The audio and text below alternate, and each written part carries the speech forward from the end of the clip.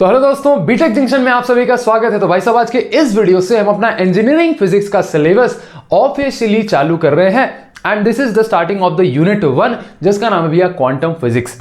अब ये जो क्वांटम फिजिक्स है इसके अंदर आपको मेनली डी ब्रॉगली हाइपोथेसिस क्या है, डी ब्रॉगली वेवलेंथ क्या है, phase velocity, group velocity, Planck's hypothesis क्या थी, इन सभी चीजों के बारे में आपको बात करनी है। अब आज के इस फर्स्ट वीडियो के अंदर मैं आपको इंट्रोडक्शन दूंगा टू क्वांटम फिजिक्स।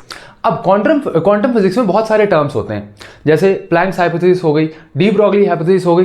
तो एग्जैक्टली कैसे, कहां से ये क्वांटम फिजिक्स आया, कहां से ये प्लैंक्स हाइपोथेसिस आई, कहां से ये डी ब्रॉगली हाइपोथेसिस आई, डी ब्रॉगली वेवलेंथ क्या होती है, प्लैंक ने क्या कहा, डी ब्रॉगली ने क्या कहा, आइंस्टाइन की थ्योरी ऑफ जो है फोटॉन्स कि भैया लाइट का पार्टिकल नेचर भी होता है, ये कहां से आई, इन सभी चीजों के बारे में आज एक स्टोरी के माध्यम से जानेंगे। अब इससे होगा क्या कि एग्जाम के अंदर क्वेश्चंस आते हैं कि भैया what is Planck's hypothesis, de Broglie hypothesis क्या होती है, डी ब्रॉगली वेवलेंथ क्या होती है, उसकी डेरिवेशंस बनाइए। तो इन सभी चीजों को आपको याद रखना जो है इस स्टोरी से बहुत ही आसान हो जाएगा। आपको एग्जैक्टली पता लग जाएगा कि सारी चीजें किस टर्म्स में, किस टाइमलाइन में हुई है। तो आज के इस वीडियो के अंदर मेनली मेरा फोकस रहेगा कि प्लैंक्स हाइपोथेसिस आपको समझा दूं और प्लैंक्स हाइपोथेसिस के आपको नोट्स दे दूं, ठीक है। लेकिन उससे पहले ये स्टोरी आप जो है जानेंगे। नेक्स्ट वीडियो के अंदर हम डी ब्रॉगली वेवलेंथ या कह सकते हैं डी ब्रॉगली हाइपोथेसिस से बात कर रहे होंगे। प्रॉपर क्वेश्चंस आते हैं, वो सभी चीजें जो है नेक्स्ट वीडियो के अंदर डिस्कस करेंगे, ठीक है। तो आज की इस वीडियो से आपका ऑफिशियली इंजीनियरिंग फिजिक्स जो है चालू हो रहा है and today is the introduction to quantum physics. अब सबसे पहले मैं आपको एक कंप्लीट टाइमलाइन बताऊंगा कि क्वांटम फिजिक्स की शुरुआत कैसे हुई, क्या आता है क्वांटम फिजिक्स के अंदर, क्या होती है डी ब्रॉगली हाइपोथेसिस, क्या होती है आइंस्टाइन की थ्योरी, क्या होती है प्लैंक्स हाइपोथेसिस, ये सारी चीजें जानेंगे। अगर मैं आपको बात करूं कि भैया 1800s के टाइम पे क्या होता था, 1800s के टाइम पर क्या होता था कि अगर मैं बात करूं किसी पार्टिकल की, तो पार्टिकल्स और वेव्स दोनों अलग अलग चीजें हुआ करती थी, दोनों डिस्टिंक्ट चीजें हुआ करती थी। मतलब कि पार्टिकल और वेव दोनों अलग अलग चीजें हुआ करती थी। और इस टाइमलाइन तक लाइट को वेव कंसिडर किया जाता था। क्या कंसिडर किया जाता था भैया? लाइट को वेव कंसिडर किया जाता था। अब कहते थे कि ये जो पार्टिकल्स हैं इसकी एक लोकलाइज पोजीशन होगी। मतलब भैया जैसे ये है, ये मान लीजिए एक पार्टिकल है तो इसकी एक कोई पोजीशन है, और जो वेव है वो कंटिन्यूअस इन नेचर होंगे। ऐसी चीजें जो है 1800 के टाइम पे मानी जाती थी और लाइट को उतने टाइम पे वेव कंसिडर किया जाता था। लेकिन जैसे ही 1800s के टाइम पर, 1880s के टाइम पर फोटो इलेक्ट्रिक इफेक्ट आया तो इसने क्या किया, लाइट के वेव नेचर को अपोज करना चालू कर दिया। क्या करना चालू कर दिया भैया? अपोज करना चालू कर दिया। फोटो इलेक्ट्रिक इफेक्ट के अंदर क्या होता था कि यहां पर भैया लाइट का जो पार्टिकल नेचर है वो सामने आने लगा। लाइट का पार्टिकल नेचर सामने आने लगा कि भैया लाइट के अंदर कुछ तो ऐसे कण हैं, कुछ तो ऐसे पार्टिकल्स हैं जो टकरा रहे हैं और उससे भैया हिसाब किताब पूरा चल रहा है। तो 1880s से पहले लाइट को वेव नेचर की तरह देखा जाता था। लाइट का वेव नेचर प्रसिद्ध था कि लाइट जो है वेव होती है, वेव्स के फॉर्मेट में ट्रेवल करती है। लेकिन 1880s में जब फोटो इलेक्ट्रिक इफेक्ट आया तब लाइट का पार्टिकल नेचर दुनिया के सामने इंट्रोड्यूस हुआ। मेरी बात आपको समझ में आई? ठीक है। अब उसके बाद बहुत सारे एक्सपेरिमेंट चलते थे भैया। डबल स्लिट एक्सपेरिमेंट हो गया। डबल स्लिट एक्सपेरिमेंट के अंदर लाइट के इंटरफेरेंस और डिफ्रैक्शन पैटर्न्स वगैरह बनना चालू हो गए, ठीक है। तो ये एक फ्लो था कि 1800s के टाइम पर जो है वेव और पार्टिकल को अलग अलग मानते थे, लाइट को वेव मानते थे। फोटो इलेक्ट्रिक इफेक्ट आया तो लाइट को अब थोड़ा सा पार्टिकल के नजरिए से देखना चालू कर दिया और यहीं पर डबल स्लिट एक्सपेरिमेंट जैसे एक्सपेरिमेंट्स होते थे जिसके अंदर इंटरफेरेंस और डिफ्रैक्शन पैटर्न्स वगैरह बना करते थे। अब इसके बाद 1900s के टाइम पर आए प्लैंक भैया। 1900s के टाइम पर आए प्लैंक भैया। प्लैंक ने एक ऐसी हाइपोथेसिस दी। प्लैंक ने क्या कहा? प्लैंक ने बोला, यहां लिख दूं क्या? यहां लिख दो प्लैंक ने क्या बोला? हाँ भैया यहां लिख दो प्लैंक ने क्या बोला। प्लैंक ने बोला कि एनर्जी जो है वो डिस्क्रीट फॉर्म में आती है। डिस्क्रीट फॉर्मेट में कैसे आती है कि भैया कोई भी एक पार्टिकल या कोई भी एक जो है मैटर, कोई भी एक मैटर डिस्क्रीट फॉर्म में होगा और हर मैटर की कुछ एनर्जी होगी। इसकी कुछ एनर्जी है, इसकी कुछ एनर्जी है, इसकी कुछ एनर्जी है और हर मैटर का कुछ मास होगा। तो प्लैंक्स ने अपनी हाइपोथेसिस में क्या कहा कि एनर्जी डिस्क्रीट फॉर्मेट में होती है। डिस्क्रीट का मतलब क्या है भैया? ये होता है कंटिन्यूअस, ये होता है कंटिन्यूअस जिसे आप 1 2 3 करके गिन नहीं सकते, लेकिन ये हो जाता है डिस्क्रीट जिसे आप 1 2 3 करके गिन सकते हैं। इन तीनों की कंबाइंड एनर्जी होगी 3E और इन तीनों का कंबाइंड मास होगा 3m। तो प्लैंक्स की हाइपोथेसिस यही थी। प्लैंक्स ने क्या कहा कि भैया एनर्जी जो है वो डिस्क्रीट फॉर्म में अवेलेबल है। एनर्जी कुछ कुछ तो ब्लॉक्स के फॉर्मेट में अवेलेबल है, कुछ कुछ पैकेट्स के फॉर्मेट में अवेलेबल है। इसी पैकेट को आगे चल के लाइट में फोटोन का नाम दिया गया कि लाइट के अंदर जो पार्टिकल्स मौजूद हैं वो फोटॉन्स के फॉर्म में मौजूद हैं and photons are nothing but these energy packets जो कि डिस्क्रीट फॉर्मेट में अवेलेबल है। मतलब कि फोटॉन्स को आप जो है काउंट कर सकते हैं and photons are nothing but energy packet in discrete form, countable form जिसे आप काउंट कर सकते हैं। ठीक है, तो ये एक प्लैंक्स हाइपोथेसिस आपको जो है इंपॉर्टेंट चीज होती है। इसके बारे में प्रॉपर डेफिनेशन और सारी चीजें मैं जस्ट अभी आपको लिखवाऊंगा, तो बिल्कुल अभी नोट वोट करने के चक्कर में आपको नहीं पढ़ना है। ठीक है, तो ये हो गई भैया आपकी प्लैंक्स हाइपोथेसिस। प्लैंक्स हाइपोथेसिस थोड़ा सा भैया हम जो है छोटा करके और यहीं पे रख देते हैं ताकि भैया आपको नोट्स में मिल जाए।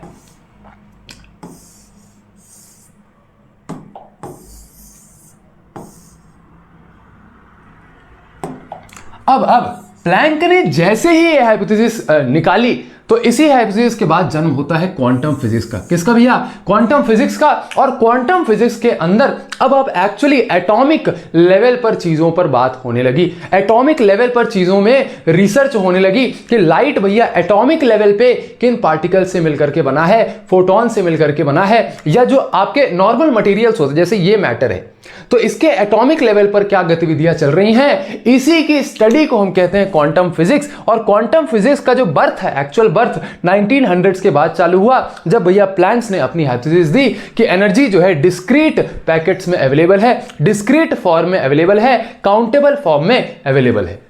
और इसी के बाद जब प्लैंक्स ने भैया ये डिस्क्रीट नेचर एनर्जी का बता दिया, इसके बाद 1904 में आए आपके आइंस्टाइन भैया और इन्होंने प्रूव कर दिया, इन्होंने बता दिया कि भैया जो आपका लाइट है उसका पार्टिकल नेचर बता दिया।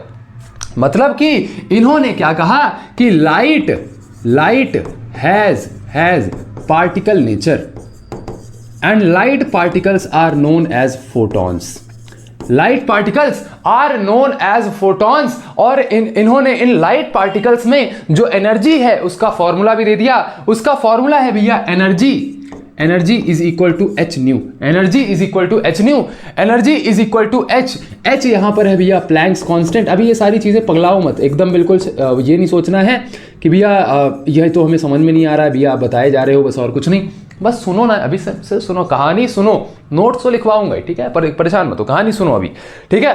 तो प्लैंक्स हाइपोथेसिस के बाद प्लैंक्स हाइपोथेसिस को यूज करके कि एनर्जी जो है डिस्क्रीट पैकेट्स में अवेलेबल है, आइंस्टाइन ने क्या किया, अपनी थ्योरी दी और कहा कि लाइट हैज पार्टिकल नेचर्स और लाइट के पार्टिकल को फोटॉन्स कहते हैं और इन फोटॉन्स की जो एनर्जी है वो होती है energy is equal to h nu, जहां पर एच है भैया आपका प्लैंक्स कांस्टेंट, ये कांस्टेंट वैल्यू है, और जो आपका न्यू है भैया ये है फ्रीक्वेंसी, ये है आपका भैया फ्रीक्वेंसी। क्या है भैया? ये है आपकी फ्रीक्वेंसी।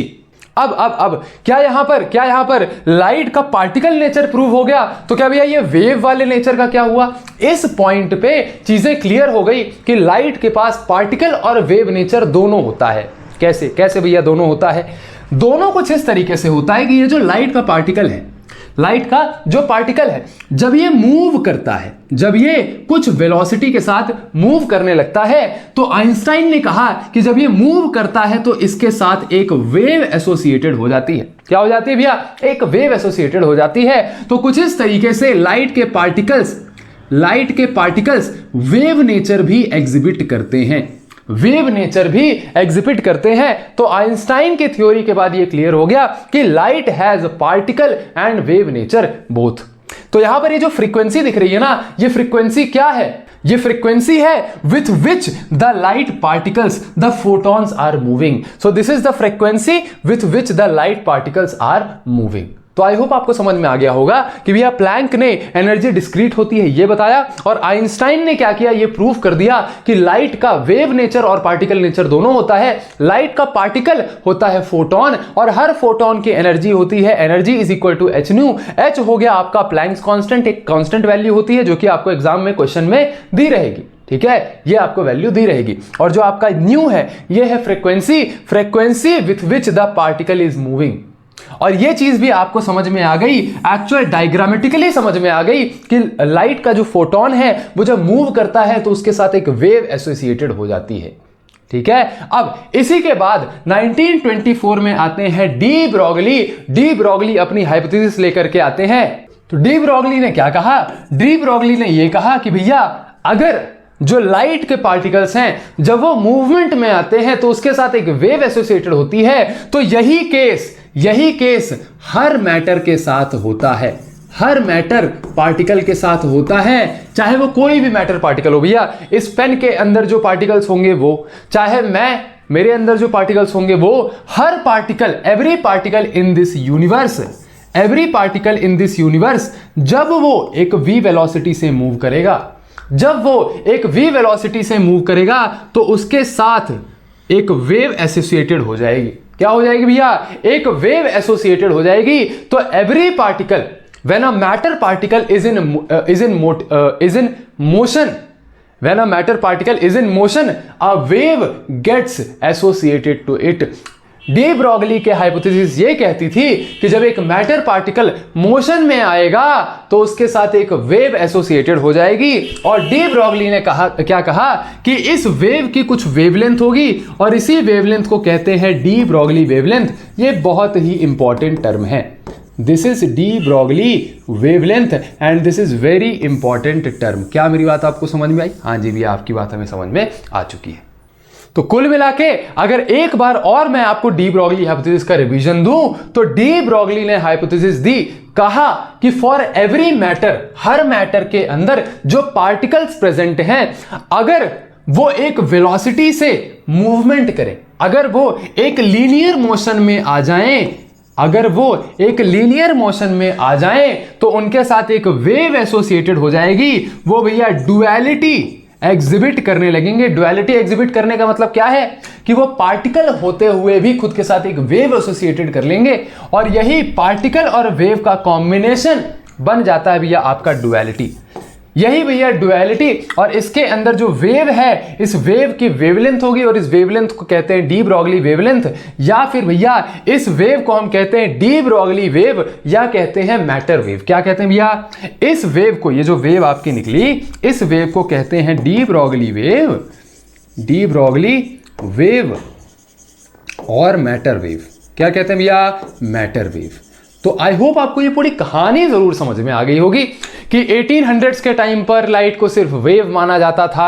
1880s में फोटो इलेक्ट्रिक इफेक्ट आया जहां से लाइट को पार्टिकल के नजरिए से देखना शुरू कर दिया। फिर उसके बाद 1900s में प्लैंक्स आए। प्लैंक्स ने हाइपोथेसिस दी कि एनर्जी जो है डिस्क्रीट फॉर्मेट में होती है, ना कि कंटिन्यूअस फॉर्मेट में। यहां कंटिन्यूअस पे क्रॉस कर दिया, तो कंटिन्यूअस नहीं होती, डिस्क्रीट फॉर्मेट में होती है, गिन सकते हैं आप उसको। फिर आता है भैया आइंस्टाइन। आइंस्टाइन ने क्या किया कि भैया डुअल नेचर ऑफ लाइट को प्रूव कर दिया कि लाइट का वेव नेचर भी होता है और पार्टिकल नेचर भी होता है। ये जो पार्टिकल्स हैं उन्हें फोटॉन्स कहते हैं और फोटॉन्स की एनर्जी होती है E is equal to h new.